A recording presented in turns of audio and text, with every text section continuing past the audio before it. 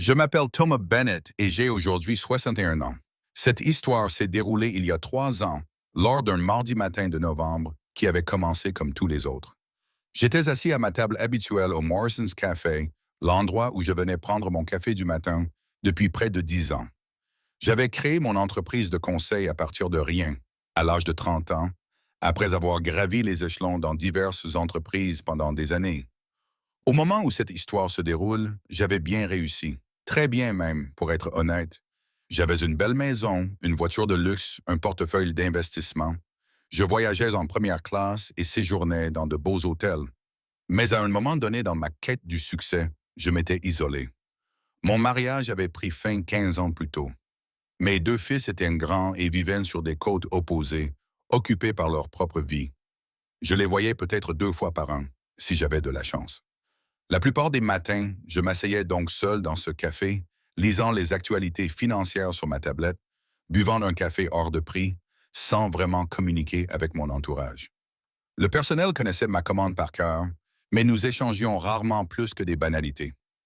J'étais devenu l'une de ces personnes qui vivent dans leur propre bulle, sans vraiment remarquer le monde qui tourne autour d'elles.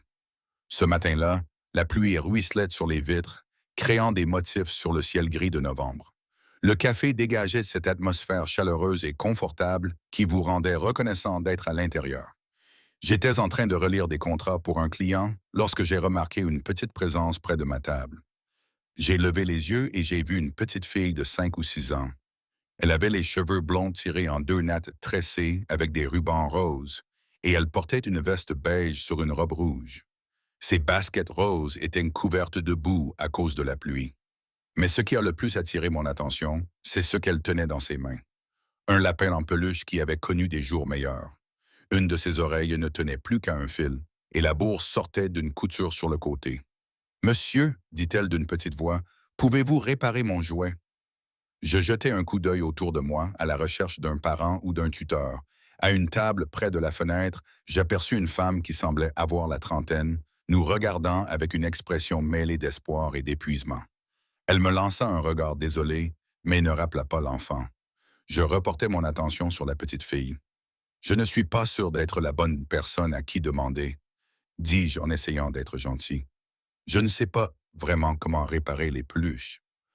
Ses yeux bleus se remplirent de larmes, mais elle les retenait courageusement. S'il vous plaît, monsieur, c'était le dernier cadeau de papa.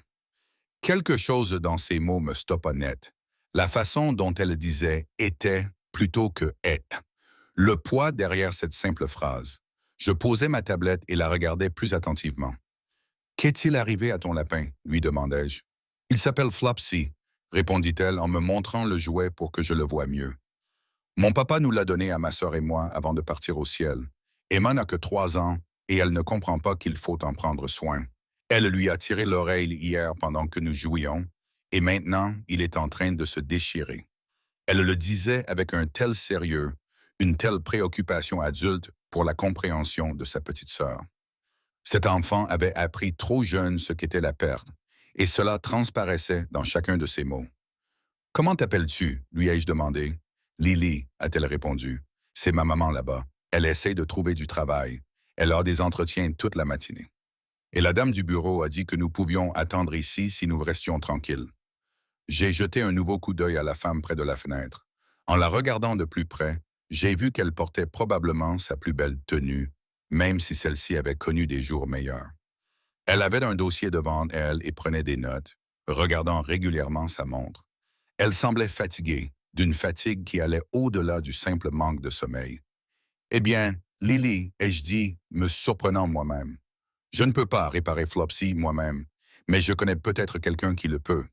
Il y a un atelier de couture à 2 pâtés de maison d'ici. Si ta mère est d'accord, nous pourrions peut-être l'y emmener. Le visage de Lily s'illumina d'un espoir si puant que cela me faisait mal de le voir. À quand remontait la dernière fois où quelqu'un m'avait regardé ainsi? À quand remontait la dernière fois où j'avais proposé mon aide à quelqu'un sans rien attendre en retour? Lily courut rejoindre sa mère et je les vis discuter. La femme m'a regardé avec une lassitude compréhensible. J'étais un inconnu en costume cher qui proposait d'aider sa fille. Je comprenais sa méfiance. Mais après un moment, elle a rassemblé ses papiers et s'est approchée de notre table avec Lily et une autre petite fille qui devait être Emma. Je m'appelle Rebecca Carter, a-t-elle dit en me tendant la main. Je suis désolée si Lily vous a dérangé. Elle est tellement inquiète pour ce lapin. Ce n'est pas du tout dérangeant, ai-je répondu en me levant pour lui serrer la main.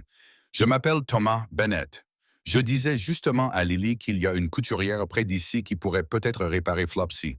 Je serais ravi de vous y emmener si vous avez le temps. Rebecca a hésité en regardant sa montre. J'ai un entretien d'embauche dans 40 minutes à l'autre bout de la ville. Je ne peux vraiment pas me permettre de le manquer. Alors laissez-moi emmener Lily, ai-je dit, avant d'ajouter rapidement en voyant son expression. Ou vous pourriez venir avec nous rapidement et je vous conduirai à votre entretien après. J'ai une voiture et la couturière est juste au coin de la rue. C'était une offre audacieuse, peut-être trop audacieuse, mais quelque chose dans cette famille avait touché en moi une corde sensible qui était restée endormie depuis longtemps. Rebecca a étudié mon visage, évaluant clairement ses options et son instinct. « Pourquoi nous aideriez-vous » m'a-t-elle demandé directement.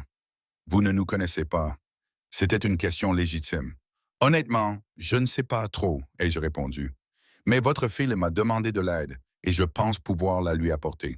Parfois, c'est une raison suffisante. » Après un long moment, Rebecca a acquiescé.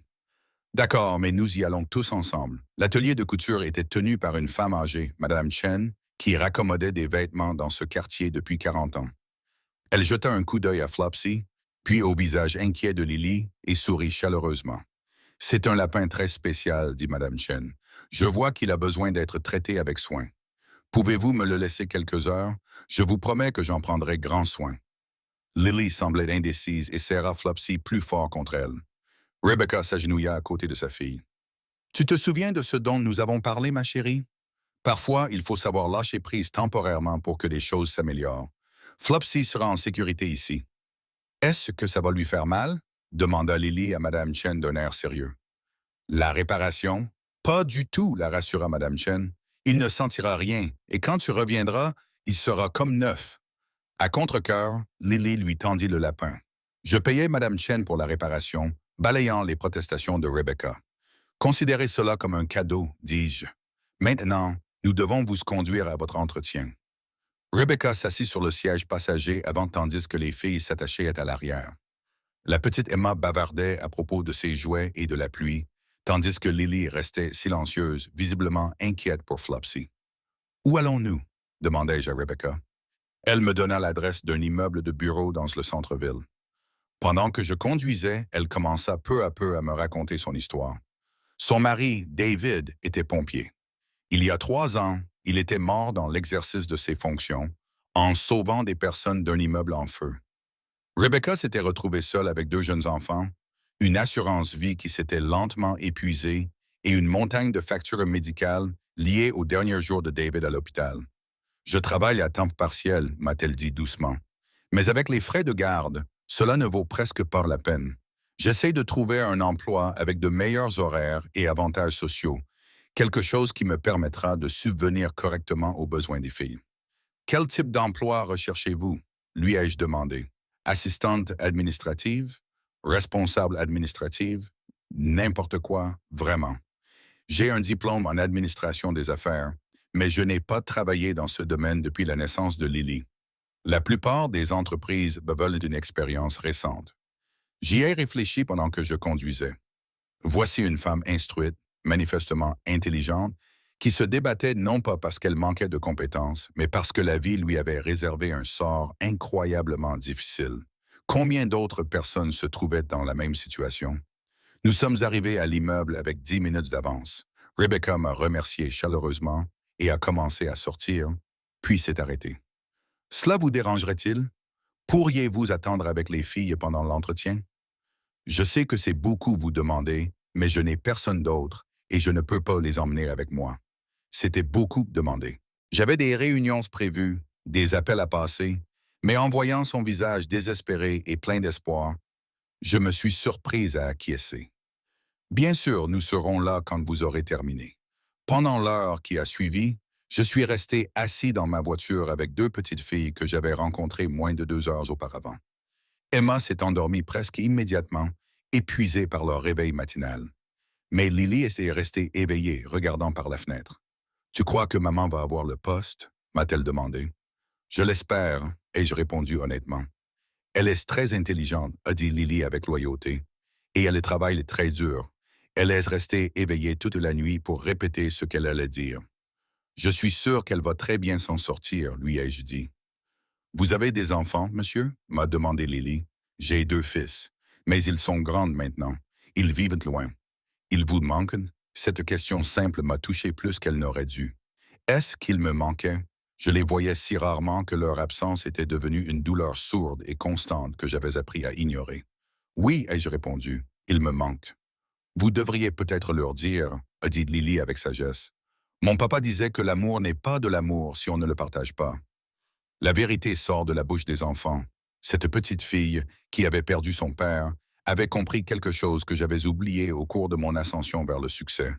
Lorsque Rebecca est finalement sortie du bâtiment, j'ai pu lire la déception sur son visage avant même qu'elle n'atteigne la voiture.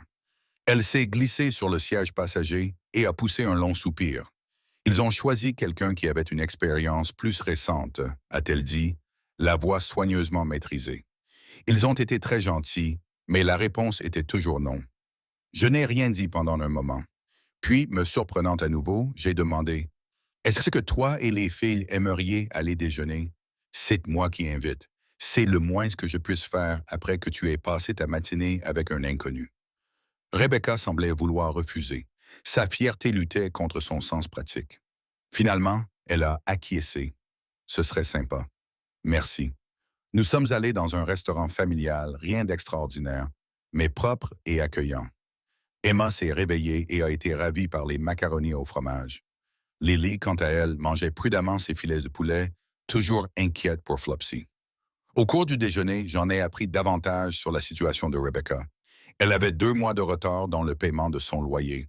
La voiture qu'elle conduisait était finalement tombée en panne la semaine dernière. C'est pourquoi elles avaient pris le bus pour se rendre au café ce matin-là. Elle postulait à tous les emplois susceptibles d'assurer une certaine stabilité à ses filles. Je ne cherche pas à obtenir de l'aide, a-t-elle déclaré fermement. J'ai juste besoin d'une chance, une véritable opportunité de prouver ce dont je suis capable. Une idée a commencé à germer dans mon esprit. Une idée qui semblait folle, mais qui, d'une certaine manière, me paraissait tout à fait juste. Et si je vous disais que je connais peut-être un poste qui pourrait vous convenir? Je lui ai dit, mon cabinet de conseil est en pleine expansion et j'envisage d'embaucher un responsable administratif, quelqu'un qui s'occuperait de la planification, de la communication avec les clients et de la paperasse. Ce serait un poste à temps plein avec des avantages sociaux. Rebecca m'a regardé fixement. Êtes-vous sérieux? Tout à fait. Je sais que nous venons de nous rencontrer. Mais parfois, on peut se faire une idée des gens.